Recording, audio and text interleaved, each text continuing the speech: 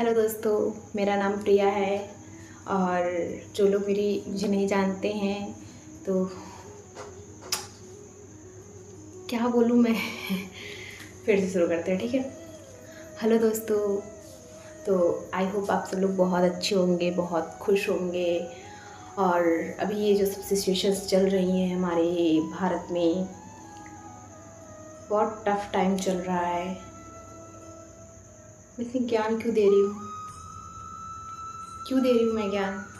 Direct point पे आओ ना, मैं जिस लिए वीडियोस बना रही हूँ पॉइंट पे आते हैं। तो फिर से स्टार्ट करते हैं, ठीक है दोस्तों। फिर से रीटेक। तो हेलो दोस्तों, सब भूल गए थे, कुछ नहीं आता मुझे। हाँ, फिर से स्टार्ट करती हूँ, ठीक है। फिर से स्टार्ट करेंगे। हेलो दोस्तों, तो कैसे हैं आप सब लोग? आई होप आप सब लोग बहुत अच्छे होंगे, खुश होंगे। राधा रानी करें आप लोग बहुत ऐसे ही खुश रहें। अगर किसी की लाइफ में कोई प्रॉब्लम्स चल रही हैं तो बहुत जल्दी ठीक कर दे राधा रानी। तो जो लोग मुझे नहीं जानते हैं तो उन्हें मैं बता देना चाहती हूँ, मेरा नाम प्रिया है और मैं उत्तर प्रदेश की रहने वाली हूँ। मैं उत्तर प्रदेश के एक छोटे से ज़िले जौनपुर से बिलोंग करती हूँ, मैं वहीं पे रहती हूँ, ठीक है। तो दोस्तों, मैंने बहुत दिन से वीडियोस नहीं अपलोड की थी। ऐसा नहीं है कि आप लोग मुझे मैसेज करके पूछ रहे थे कि प्रिया तुमने वीडियोस क्यों नहीं अपलोड की, ऐसा वैसा। ऐसा किसी ने कुछ नहीं किया है। और अभी मेरे सब्सक्राइबर ही कितने हैं? 50 भी सब्सक्राइबर नहीं हुए मेरे। सोचो, इसमें मुझे कौन ही जानेगा, कौन ही मुझे पूछेगा, है ना। तो दोस्तों, मैं बस आपको ये बताना चाहती हूँ, मैं मरी नहीं हूँ, मैं ज़िंदा हूँ। आपको ये बताना चाहती थी वीडियो डाल के, मैं ज़िंदा हूँ, मैं मरी नहीं हूँ। दोस्तों, मैं इसलिए वीडियोस नहीं अपलोड कर पा रही थी, मेरा एग्ज़ाम था बीच में, तो उसके लिए मैं थोड़ा सा पढ़ रही थी। बता देती हूँ ना किस चीज़ का एग्ज़ाम था। यूपीएसआई का दोस्तों। मैंने ना यूपीएसआई का फॉर्म डाला था, तो उसका एग्ज़ाम आ गया था। तो उसी के चक्कर में, थोड़ा सा पढ़ाई के चक्कर में वीडियोस नहीं बना पा रही थी, सोशल मीडिया से थोड़ा सा दूर हो गई थी। पेपर तो अच्छा गया, लेकिन चांस दोस्तों लग नहीं रहा है। जिस हिसाब से इस बार पेपर हुए ना, मुझे नहीं लग रहा है कि मेरा कुछ होने वाला है। पिछली बार की कट ऑफ की तरह होता तो मेरा हो भी जाता। इस बार जैसा गया ना दोस्तों, मैं सच बता रही हूँ, यहाँ दर्द हो रहा है। सब बोल रहे पेपर बहुत अच्छा आया, मतलब बहुत इजी आया था। हाँ, पेपर बहुत इजी आया था, उनके लिए इजी आया था। भाई देखो, मेरा मैथ वाला जो पोर्शन है मेरा बहुत गंदा है, ठीक है। मैंने हिंदी में जो है 40 में से 38 क्वेश्चन मैंने सही किए हैं हिंदी में, और रीजनिंग में मेरा अच्छा खासा गया है। और मेरे जो है कि जीके जीएस में भी ठीक ठाक ही नंबर गए हैं, ठीक ठाक गए हैं, बस ठीक ठाक, क्योंकि जीके जीएस कहाँ से पूछ लेता कुछ पता नहीं रहता है। और मेरा सबसे ख़राब नंबर जो है ना, मैथ में गया है दोस्तों, बहुत ख़राब नंबर गया है। और इसीलिए मेरे नंबर कम आ गए हैं, तो मेरा होने का चांस नहीं है। मुझे बहुत अंदर से ना बहुत ज़्यादा दुख हो रहा है। इसलिए पेपर के बाद भी मैंने जो है कि वीडियोस नहीं डाल पा रही थी, क्योंकि कुछ अच्छा ही नहीं लग रहा था। फिर आगे भी एग्ज़ाम है अभी, मतलब एक एग्ज़ाम मेरा जुलाई में है, फिर दूसरा एग्ज़ाम अक्टूबर या नवंबर में होने वाला है। डेट नहीं क्लियर हुई है, मंथ जो है कि बता दिया गया है, उसमें आ गया है exam date, sorry exam month आ गया है कि अक्टूबर या नवंबर में एक पेपर मेरा है, और एक पेपर इस जुलाई में 19 जुलाई को है। तो उसकी प्रिपरेशन भी कर रही हूँ, और सोच रही हूँ कुछ हो जाए, क्योंकि स्टेबल होना बहुत ज़रूरी है। ऐसा नहीं है कि मैं अभी भी घर से पैसे लेके या कुछ कर रही हूँ, ऐसा कुछ नहीं। मैं इंडिपेंडेंट हूँ, मैं अपने पैसे से ही सब कुछ करती हूँ, मैं अपने पैसे ही खर्च करती हूँ। मैं अपने खर्चे निकालने के लिए मैं पार्ट टाइम जॉब करती हूँ, और मैं बच्चों को पढ़ाती हूँ, और उसके बाद मेरे पास जो टाइम बचता है मैं उससे अपनी पढ़ाई करती हूँ। आई नो, मैं बहुत सीरियस, मतलब जितना पढ़ना चाहिए उतना तो नहीं पढ़ती थी, लेकिन अभी जैसा मेरा पेपर गया ना, अब पढ़ती हूँ। अभी कंटिन्यू लगी हुई हूँ, करना है। दोस्तों देखिए, प्राइवेट जॉब करते करते ना मैं ऐसे बच्चों को पढ़ाते पढ़ाते मुझे ये हो गया है कि मैं प्राइवेट जॉब अब नहीं कर पाऊँगी। ठीक है, उसको मैं सेकंड ऑप्शन रखती हूँ। और उसके बाद जो मेरी गवर्नमेंट जॉब है, मुझे जॉब, पहली बात तो मुझे जॉब करने का बिल्कुल भी मन नहीं है।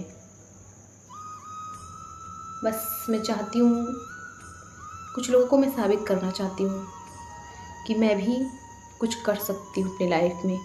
बोलते हैं कि तुम जितना इजी लाइफ को समझती हो उतना है नहीं, फलाना ढिमकाना करके। वो कहते हैं कि मैं कुछ कर नहीं पाऊँगी। किसी ने मुझे बोला था कि तुम लाइफ में कुछ कर नहीं पाऊँगी ऐसे करके, तो वो चीज़ मुझे बहुत हर्ट कर गई थी। मैं बस उसी इंसान को साबित करने के लिए मैं पढ़ रही हूँ। ठीक है, मुझे पहले सरकारी नौकरी की कोई लालच नहीं थी, लेकिन मुझे अभी सरकारी नौकरी एक तो निकालनी ही है। उसको दिखाना है कि मैं भी कर सकती हूँ, भले मैं उसके बाद छोड़ दूँ, चाहे जो भी करूँ, लेकिन मुझे एक सरकारी नौकरी करनी ही है, निकालनी ही है। और पता है, ऐसे इंसान बोल रहा था ना जो मतलब खुद 27-28 साल का हो गया है, खुद 27-28 साल का हो के माँ बाप के पैसों पे फुल्ली डिपेंडेंट है, उनके पैसे का खा रहा, उन्हीं के पैसे का सब कुछ कर रहा है, वो मुझे सुना के जा रहा है। सोचो, मैं तो बेटा तुमसे छोटी भी हूँ, तुमसे उम्र में भी छोटी हूँ, प्लस उसके बाद जो है कि मैं खुद के पैसे से सारी चीज़ें कर रही हूँ। खुद इतनी रिस्पॉन्सिबिलिटी तो मैं खुद की समझ रही हूँ ना, कि घर वालों तो डिपेंडेंट नहीं हूँ इतनी बड़ी होके या फिर कुछ करके। उनसे छोटी एज में अपने पैसे से जो कर रहे हैं अपने पैसे से कर रहे हैं। अपनी रिस्पॉन्सिबिलिटी मैं समझती हूँ, अपनी रिस्पॉन्सिबिलिटी से मैं भागती नहीं हूँ। और कोई जब ऐसे बोल के जाता है ना, तुझे यही करने का है क्या, तू यही करेगी क्या करके, तो उसने बहुत अजीब तरीके से बोला था, मुझे वो चीज़ हर्ट कर गई। तो फिर मैं इसीलिए सोचती हूँ ना कि मुझे भी एक गवर्नमेंट जॉब तो निकालनी है, करना है मुझे। इसीलिए मैं इसमें सीरियस होकर उसी में लगी हुई हूँ। वीडियोस नहीं बना पा रही हूँ दोस्तों, और शायद नहीं कंटिन्यू भी ना कर पाऊँ, या करूँगी भी तो फिर अगर आप लोग चाहेंगे कि मैं मतलब किस तरीके से पढ़ाई कर रही हूँ, क्या क्या कर रही हूँ, थोड़ा बहुत पार्ट में दिखा सकती हूँ, क्योंकि मेरे पास इतना टाइम नहीं रहता ना कि मैं फिर वीडियो शूट करूँ, फिर एडिट करूँ। मेरे पास पुरानी वीडियोस मैंने जो रिकॉर्ड करके रखी थी वो सब वीडियोस पड़ी हैं। एडिट करने का मेरे पास बिल्कुल टाइम नहीं होता दोस्तों, बिल्कुल भी टाइम नहीं है। अब मेरा दिन कैसे शुरू होता है और कैसे ख़त्म हो जा रहा है मुझे कुछ भी आइडिया नहीं होता, कुछ भी नहीं पता होता है। जब मैं रात के 10-11 बजे ऐसे लेटती हूँ ना, तो मैं सो जाती हूँ। इतना बिज़ी मैंने खुद की लाइफ कर लिया है, बहुत बिज़ी कर लिया मैंने अपनी लाइफ को। तो बस यही सब बताना था दोस्तों। आई नो आपको मेरी बकवास सुनने में कोई इंटरेस्ट नहीं होगा, लेकिन मैं आप लोगों को अपनी फैमिली मानती हूँ ना, तो सोचा कि आप लोगों को बता दूँ। बाकी सब बढ़िया रहे, आप लोग भी बहुत खुश रहो, और अपनी लाइफ में आप लोग भी बहुत अच्छा करो।